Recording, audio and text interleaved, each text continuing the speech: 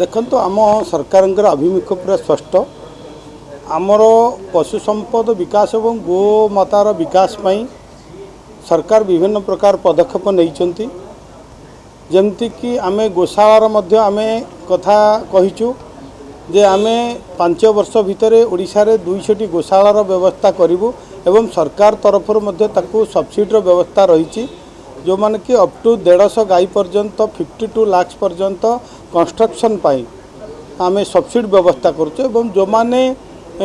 गोशाला करिवे एवं से गोमाता मानकर दैनंदिन खाद्यर व्यवस्था मध्य सरकार करबा पाई दिन को 54 टंकार व्यवस्था करा जायछि जा फल कि आमर जो विभिन्न ग्रामांचल रे मध्य ए गोशाला एवं गोपालनर अधिक अधिक विकास करबा पाई एवं ग्रामांचल रे जदि आमे देखिबा चाष पर गोपालन होछि जो गोटे लाभजनक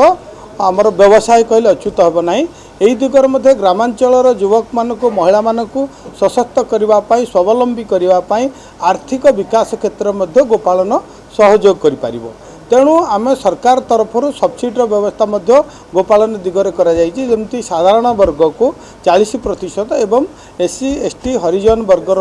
वर्गर जो माने लोक माने महिला माने चाहिए जे गोपालन करने ताकू 60% सब्सिडी सरकार मध्य वहन करिवार व्यवस्था करा जायछि तेणु आमको समस्त को आज जो गृह में आज प्रश्न थिला जे आमर दुग्ध मिशन बन्या जो रही दुग्ध उत्पादन क्षेत्र में ओडिशा को आग को नेबापई सरकार विभिन्न पदक्षेप वर्तमान नौचंती जमती कहली कि गोपालन एवं आमर घास चाष सब्सिडी करा जायछि एवं ग्रामांचल रे